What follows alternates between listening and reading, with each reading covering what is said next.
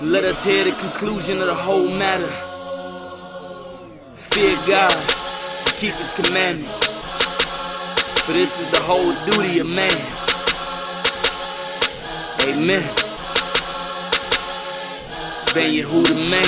High levels, bro, high as could be. Word to Rastafari, there's a holler in me. Every morning when I wake up, spend time on my knees. No sneezing necessary, the blessings received. Who lesser than me? Not a soul.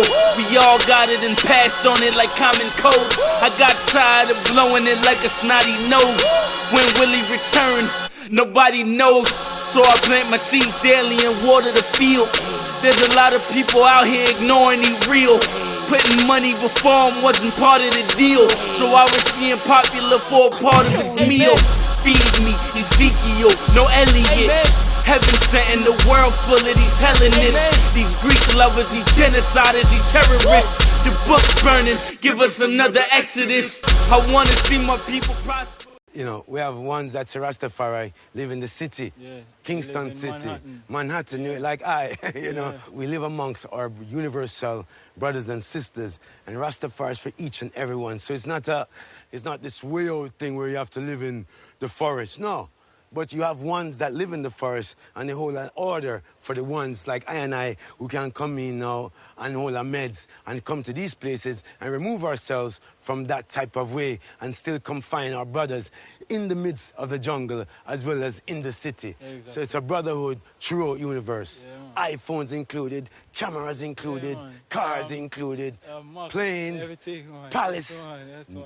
huts, Yes, man. rivers, ocean, the whole thing. Huh? Yeah, and the thing about it too as well is that Rastafari is not a cult. Yes? No. So we're not looking for more followers to say, hey, everyone have to come and be Rastafari. No, we're looking at people and their heart. We are all about love. So more Africa news here from Quartz Africa, June 4, 2019 by one Yunan Chen, entitled Ethiopia and Kenya are struggling to manage debt for their Chinese-built railways. Getting more so into the reading here. In the wake of the Belt and Road Initiative Forum in Beijing 6 weeks ago, Ethiopia gained under the Chinese Debt Commission. China's second largest African borrower and prominent Belt and Road Initiative partner in infrastructure finance also received a cancellation on all interest-free loans up to the end of 2018. This was on top of previous renegotiated extensions of majority or major commercial railway loans agreed earlier in 2018. These concessions highlight the continuing debt struggles that governments have in taking on Chinese large infrastructure projects, but they also demonstrate the advantages and flexibility that African governments can gain in working with China if they can leverage it. Ethiopia's railway projects have been an instructive case of both the benefits and pitfalls of Chinese finance. It has been over a year since the Chinese built and financed Addis Djibouti Standard Gauge Railway, or the SGR, opened to commercial service in January of 2018. A flagship project of China's Belt and Road Initiative in the Horn of Africa and constructed in parallel with Kenya's showy Chinese-built SGR, the project was Ethiopia's first railway since a century ago.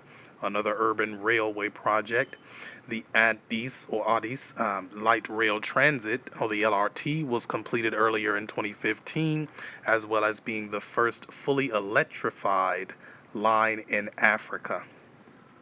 Costing nearly $4.5 billion, the SGR was partly financed through $2.5 billion in commercial loans from the Chinese Exim Bank, according to figures from SAIS, CARI, or the SAIS-CARI, with further loan packages dedicated to transmission lines and the procurement of rolling stock and locomotives. Part of China's wider export supply chain strategy. The railway uses a package of Chinese trains, Chinese construction companies, Chinese standards and specifications, and is currently operated under a 6-year contract by a joint venture of the two Chinese contractors, the CREC and the CCECC, who built it. As part of a wider 9-line railway network plan under the Ethiopian Railway Corporation, or the ERC, the line cuts travel time from the capital of Addis Ababa to Djibouti from 2 days by road to 12 hours. Passing several industrial zone clusters in Addis and Diredawa, it also serves the government's wider export-led industrialization strategy through the strategy of transit-oriented development, quote-unquote, writ on a national scale. But despite these lofty ambitions, the project has been afflicted by technical and financial challenges, calling into question the wisdom of relying on Chinese technology as well as debt financing for major infrastructure. Despite the line's completion in 2016, delays in the construction of the transmission network held up the railway's commission, and problems with power outages and technical issues over voltage have continued to plague the line in the first year of operation. Other social challenges have also emerged out of railway design choices. The design to not erect fencing along rural tracks of the railway, both for cost-saving purposes and a concern to not divide pastoral communities, has led to the regular phenomenon of collisions between the train and livestock, resulting in conflicts over compensation. The railway became a target for blockades in regional ethnic tensions in the last year, leading several instances of disruption to service. On an economic front, actual uptake of the railway by the industrial zones it was intended to serve remains low. Even after a year, the vast majority of the railway's freight cargo is made up of imports, not exports.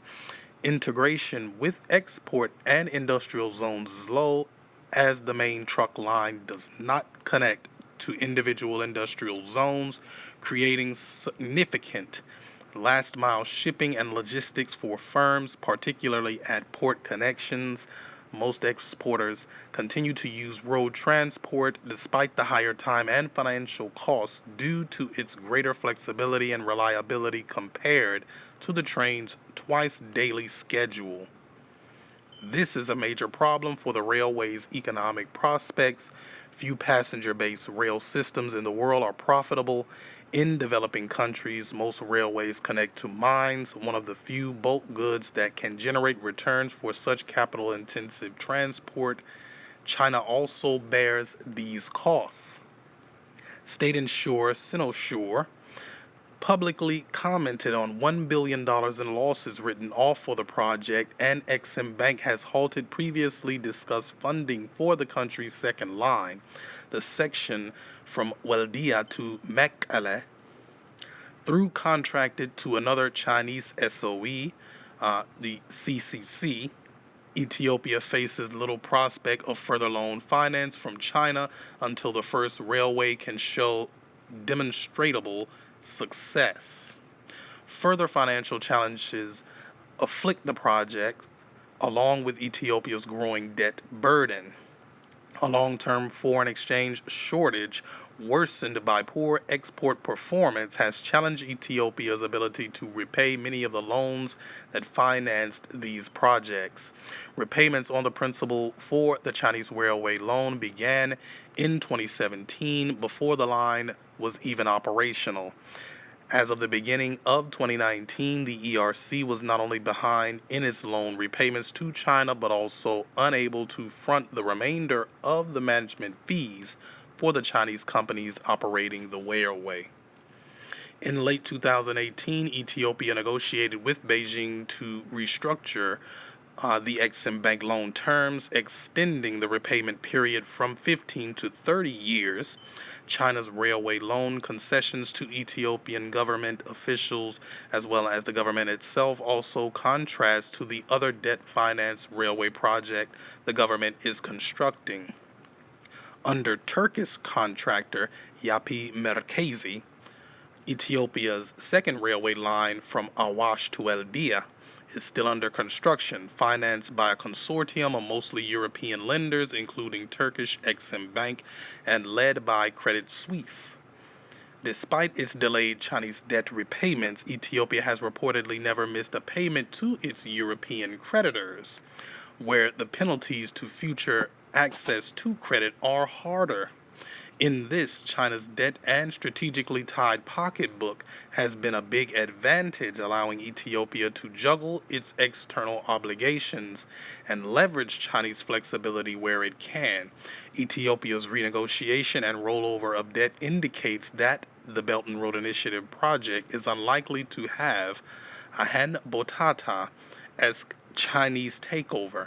In contrast, Kenya's Mombasa-Nairobi Railway, another Chinese-designed and built SGR, which has seen similar concerns over debt burdens, but curiously has not received similar concessions from China, and has struggled to gain further funding from China for its expansion.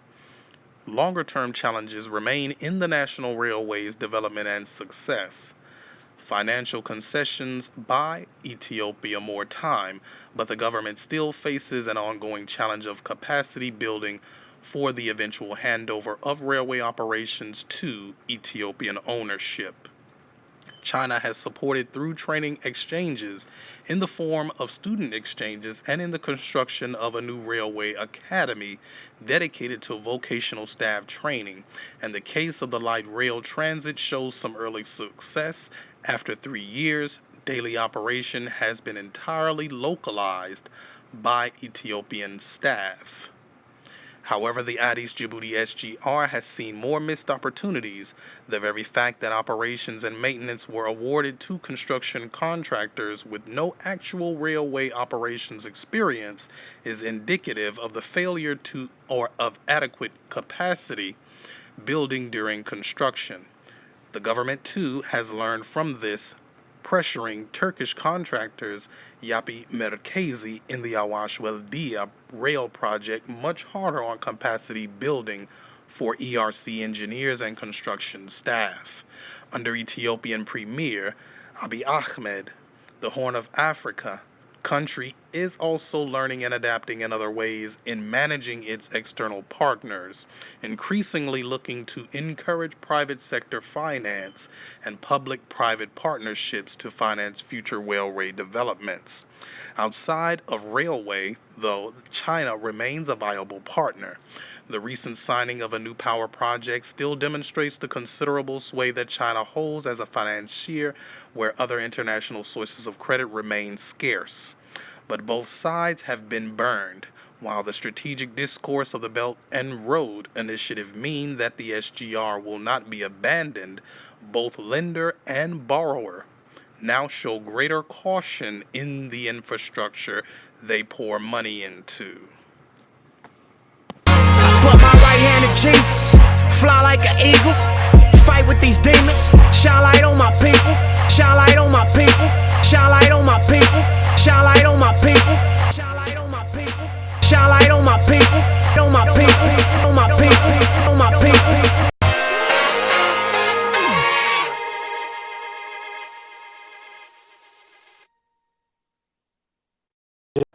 Alright, so just a little bit of extra commentary as far as what we heard here from this Quartz Africa report dealing with Ethiopia and Kenya with China and its Belt and Road Initiative.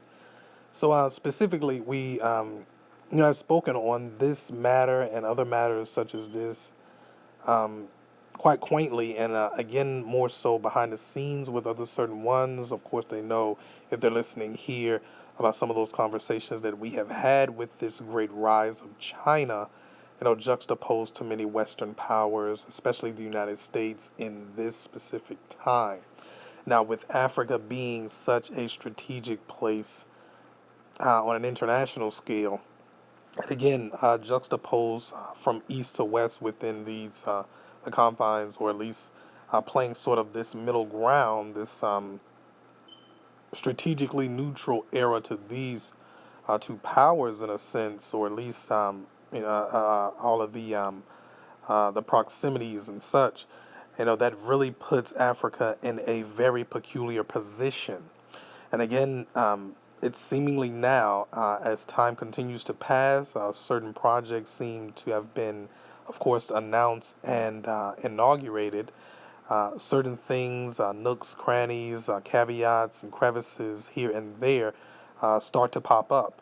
And that's on both sides, whether many African nations begin dealing with the Western powers or continue on from such a time, or they tend to shift positions and start working with many Eastern powers, not just China alone, but for the most part, China, as it has been reported for, quite a few years now.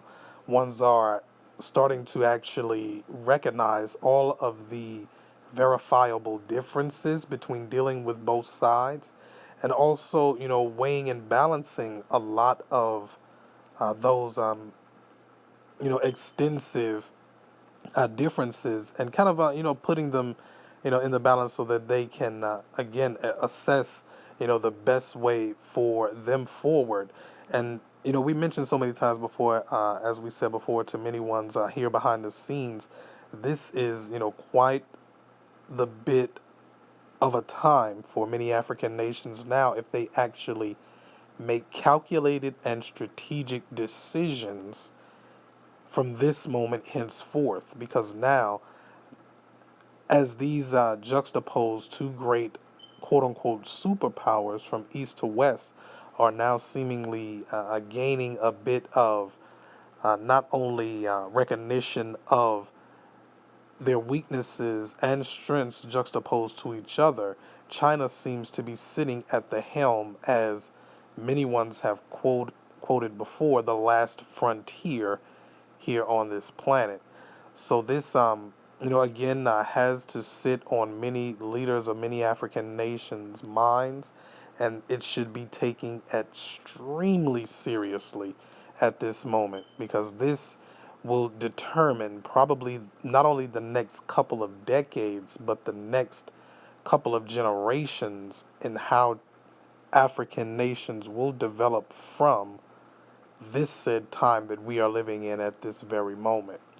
So having all of their resources at bay, and also leveraging the best possible outcomes, and of course weighing those options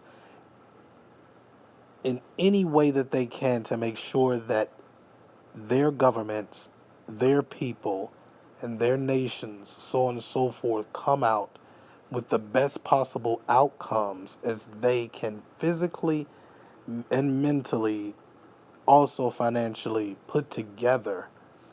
This will be probably one of the most critical times in history that we will live through, if not for the pending and coming wars or proxy wars that we may see in our lifetimes.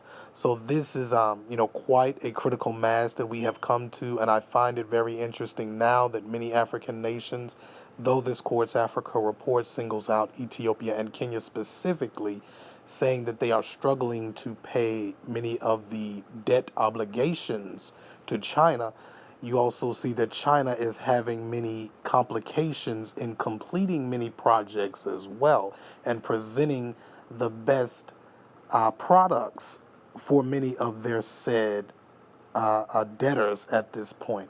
So now we're in a very, a sense of limbo at this time. So now many ones have, of course, criticized many of the African nations for, of course, pivoting so quickly towards the east and dealing with China. But of course, with China still in a uprise, and or at least rising economically, financially, so on and so forth, and gaining much more influence across many parts of the world, they still have a lot of nooks and crannies, a lot of kinks in that sense to work out within the greater whole of their society, even within many of the mechanisms that they have intended to put forth.